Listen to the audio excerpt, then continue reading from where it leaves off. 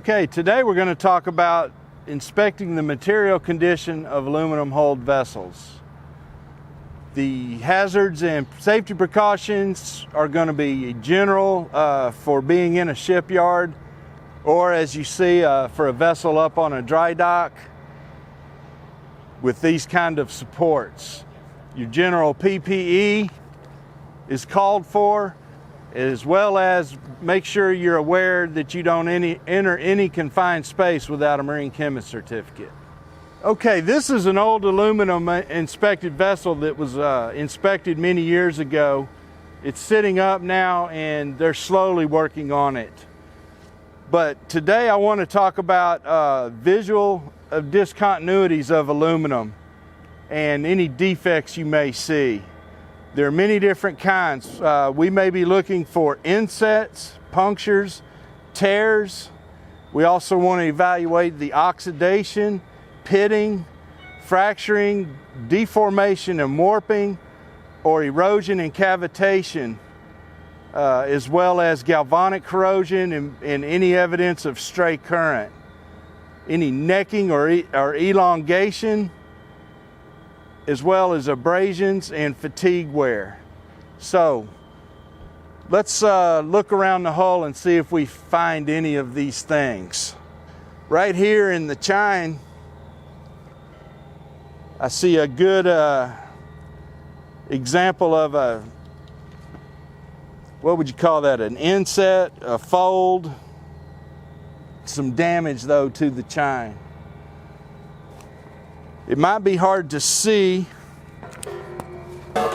from the camera's point of view, but if I were to take my flashlight and in profile, I might be able to notice this pitting right here. So corrosion overall is something to look for. This kind of pitting, or what we call the general orange peel corrosion that we usually see with steel, you usually don't see a whole lot with aluminum. Most aluminum corrosion is very localized in short and deep pits.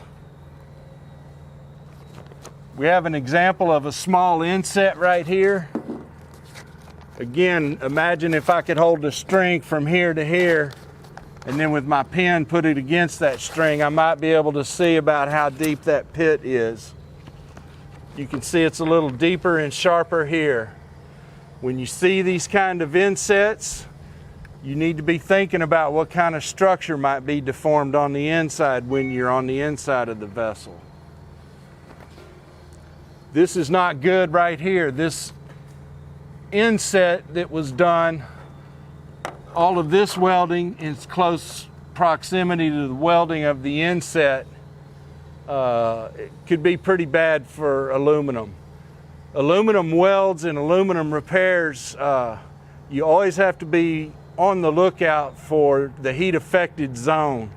Aluminum's a lot more brittle than steel, and you can see a whole lot more fracturing in the heat affected zones from poorly planned repairs or welding. Here we finally found an example of a fracture. Inside there was a pipe that used to come here, but right here we can see that after blasting, a fracture shows. So looking at that fracture and its proximity to the rub rail, I don't know if grinding and welding that is going to be in order. We might discuss some other repair proposals with them and maybe an insert. All right, as we look for unauthorized repairs, here's a good example of a doubler plate that's been welded onto the hull instead of inserted.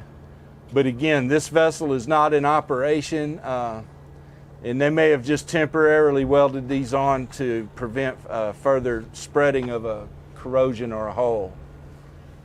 Here we can see some recent hull work, and you see the quality of the weld bead that was run. For aluminum, when they're doing the TIG welding, it's very important that they shield from the wind, and a lot of times welders won't take the time to shield the wind on aluminum hole welding. But overall, this looks like pretty good work. Okay, so on aluminum, when you're evaluating hole repairs and repair proposals, it's important to make sure that they choose the proper grade of aluminum, either 5086 or 6061. Another important step is the non-destructive testing of the weld, or the quality of the weld, after the repair's been completed. And again, it's the heat affected zone in aluminum that you're worried about, as well as the quality of the weld. Most often at this shipyard, we use dye-penetrant as a method of non-destructively testing this weld. Also, you want to look for fractures right adjacent to, but not within, the weldment itself. Again, the heat affected zone, something to pay attention on aluminum hulls.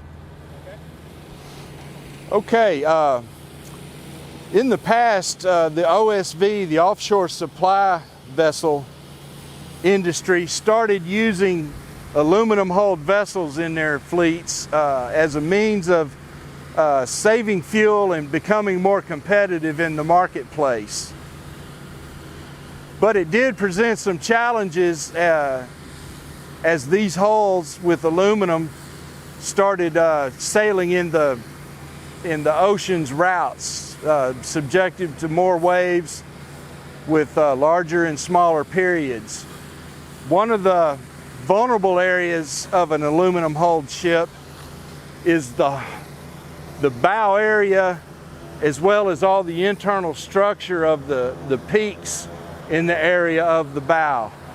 Aluminum's a little more brittle than steel, so as they plow into the water, the flexing that's going to happen is going to result in more fractures of welds in this general area. Also, aluminum's a little more susceptible to gouging than steel is, and here we have a good example of some gouged aluminum right off the stem here. As you can see, there's been a few repairs, and this is a good place to focus for broken welds on structural members on the internal. Okay, I'm not going to crawl down into this space because it was enclosed and I don't want to go in a confined space. But as you can see, the structure in the forward peak on the bow of this aluminum hulled vessel, I want you to notice the size of the stringers that run longitudinally compared with the size of this mammoth structure that runs horizontally, or port to starboard. It's very beefy compared to that. But like I said, being an aluminum hulled vessel, when it flexes from pitching into the seas, you're going to see a lot more fracturing of welds down in this space. As a matter of fact, right here you can see an example of a weld that's been fractured and welded many times. Here, maybe even there. It's normal to have fracturing on an aluminum hulled bow, and they can re-weld them a number of times, but eventually the fatigue is going to be so much that you've reached the point of no return, and you can't just keep re-welding up fatigue fractures. It'll be called, by then it'll be time to call for a more permanent repair, either cropping and renewing structure or hull plating. Again, talk to your verifying officer at your unit to help you determine when too much fatigue fracturing has occurred. Okay, to summarize evaluating the material condition of aluminum vessels, we talked about the safety hazards involved. We talked about looking for all the different kind of discontinuities and defects to be on the lookout for. We talked about the possibility of fabrication defects either with the heat affected zone or with welding of poor quality. The quality of the welder is very important with aluminum hulls. We talked about looking for unauthorized or improper or temporary repairs to ensure they haven't taken place. And again, as a tip, I just say make sure you're very thorough on your non-destructive testing post-weld. Again, there can be a lot of bad places in brand new weld. That's why we really test for it. And if you get a good aluminum TIG welder, make sure he gets a lot of work in your AOR if you can. And the last tip is, I told you about the nature of aluminum corrosion versus steel. So you're going to see pitting of a deeper nature than you see on steel. So whenever I crawl and do internals on an aluminum vessel, I always bring a paper clip. When aluminum rusts or corrodes, it usually results in a white powderish substance that fills up the pits. I don't have it today, but when I see evidence of pitting, I unfold a paper clip or somehow dig all the white powder out of the wastage pit to see how deep it really goes. Okay, so we talked a lot about the aluminum hulled defects.